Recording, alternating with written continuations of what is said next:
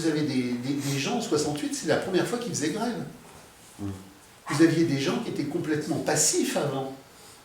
Mais il y a une telle fracture collective que beaucoup de choses bougent, que beaucoup de choses se déplacent. T'es culotté, hein.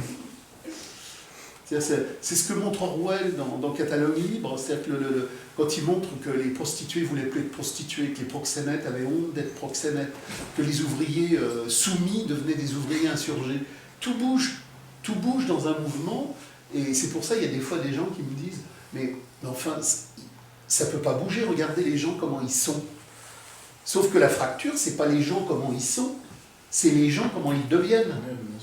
Les gens les plus abrutis dans leur atelier ou bureau, qui sont complètement asphyxiés mentalement, quand il va y avoir la crise, ça va commencer à bouger 1 mm, 2 mm, 3 mm. Je te rencontre, on parle, on redéfinit. Et tout bouge, et tout bouge. Et ce grand incendie social fait que tout le monde bouge.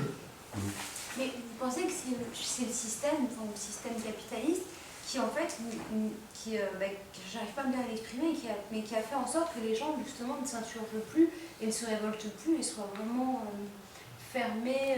Parce qu'au final, qu'est-ce qu'ils avaient de plus que, entre guillemets, nous, les gens de 68, quoi.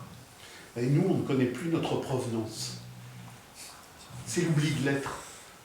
C'est l'oubli de l'être au sens de Hegel, c'est l'oubli de l'être au sens de Heidegger, c'est l'oubli de l'être au sens de Marx. C'est-à-dire que nous ne savons pas d'où nous venons. Non, en termes d'identité, non.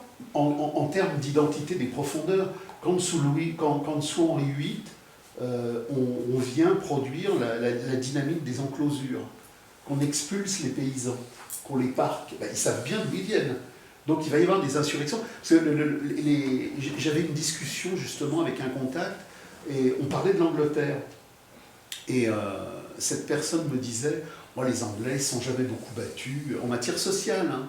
C'est-à-dire qu'on a une vision, la France, juin 48, la Commune de Paris, 71, et cette personne me disait, mais les Anglais, il ne s'est pas passé grand-chose. Ce qui est totalement faux.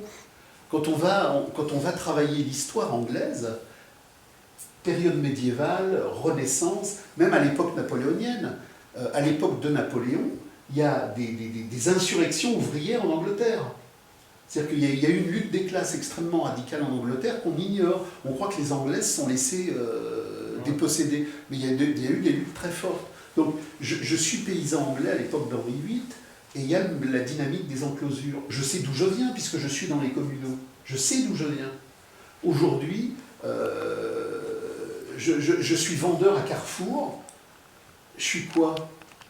Les communaux, c'était il y a très très longtemps. Les luttes de classe de mes arrière-grands-parents, c'est il y a très très longtemps.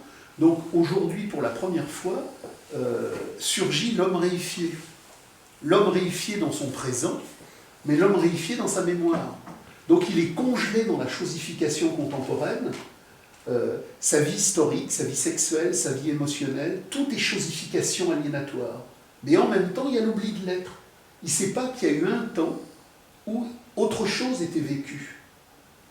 Et nous sommes pour la première fois dans l'histoire du monde arrivés à un moment où le capital a tellement chosifié les êtres qu'il a congelé les mémoires et qu'il nous a dépossédés de notre antériorité. Donc nous ne savons même pas d'où nous venons.